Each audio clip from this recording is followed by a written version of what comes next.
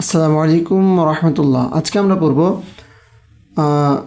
রাসূল সাল্লাল্লাহু আলাইহি ওয়াসাল্লামের দূত, যার নাম হচ্ছে আলা ইবনে হাদরামি।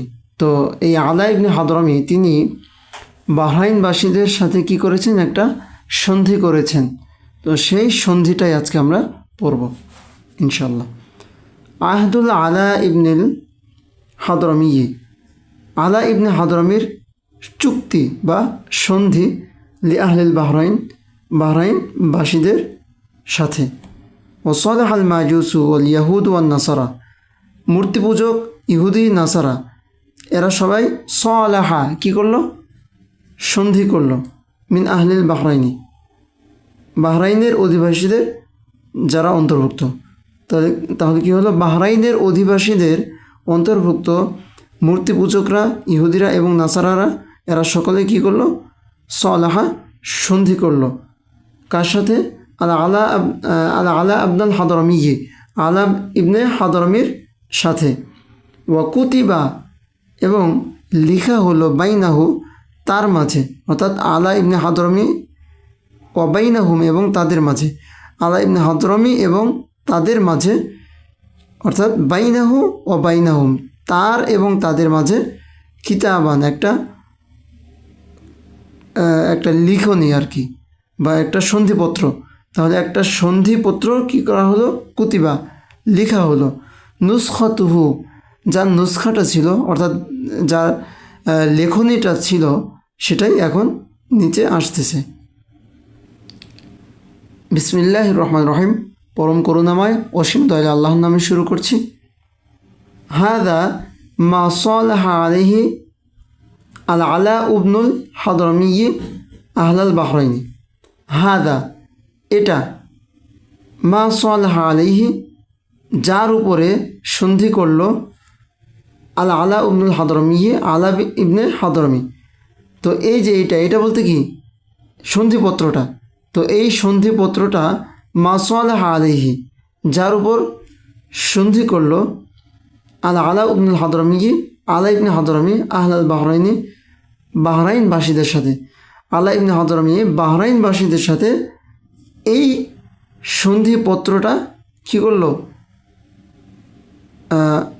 বাস্তবায়িত করলো।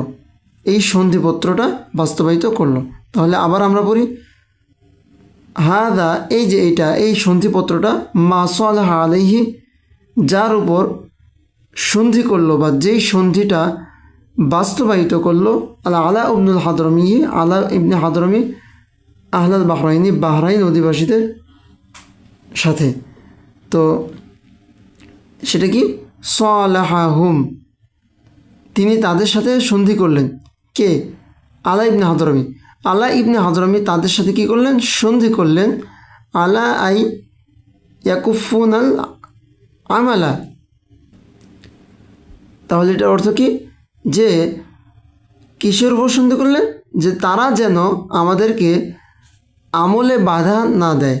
আলা আই ইয়াকুফুনাল আমালা, যাতে করে আমাদের আমলের মধ্যে তারা যাতে কী না করে, বাধা সৃষ্টি না করে। ও ইউকাসিমুনা, এবং তারা যাতে আমাদের সাথে ভাগাভাগি করে, আর তামরা খেজুর, তারা যাতে আমাদের সাথে কী করে, খেজুর ভাগাভাগি করে। ফামান লাম ইয়াফি বিহাদা, যে ব্যক্তি এই সন্ধিটা পূর্ণ করবে না, এই যে সন্ধিটা করা হলো, এই সন্ধিটাকে যে পূর্ণ করবে না, ফাআলাইহি লাআনাতুল্লাহি, তাহলে তার উপরে আল্লাহর অভিশাপ বর্ষিত হোক। ওয়াল মালাইকাতি ওয়ান নাসি আজমাইন, এবং ফেরেশতাদের অভিশাপ, এবং ওয়ান নাসি আজমাইন সমস্ত মানুষদের অভিশাপ। তাহলে এখানে কি বলা হলো, যে আলা ইবনে হাদরামি তিনি বাহরাইনবাসীদের সাথে কি সন্ধি করলেন, যে তারা যেন কি না করে, আমাদের কাজে বা আমাদের আমলে বাধা না দেয়, এবং আমাদের সাথে তারা যেন খেজুরকে কি করে, ভাগাভাগি করে। আর যে ব্যক্তি এই সন্ধিটাকে বাস্তবায়িত করবে না, লাম ইয়াফি বিহাজা, যে ব্যক্তি এটাকে ঠিক রাখবে না, পূর্ণ করবে না, বাস্তবায়িত করবে না, ফাআলাইহি লাআনাতুল্লাহি ওয়াল মালাইকাতি ওয়ান নাসি আজমাইন, তাহলে তার উপরে আল্লাহ, ফেরেশতা এবং সমস্ত মানুষদের অভিশাপ বর্ষিত হোক। ওয়া আম্মা জিজিয়াতুর রুউসি, এবং কর, জিজিয়াতুর রুউসি প্রত্যেকের কর, ফাইন্নাহু আখাযা লাহা মিন আকলি হালিমিন দিনারন।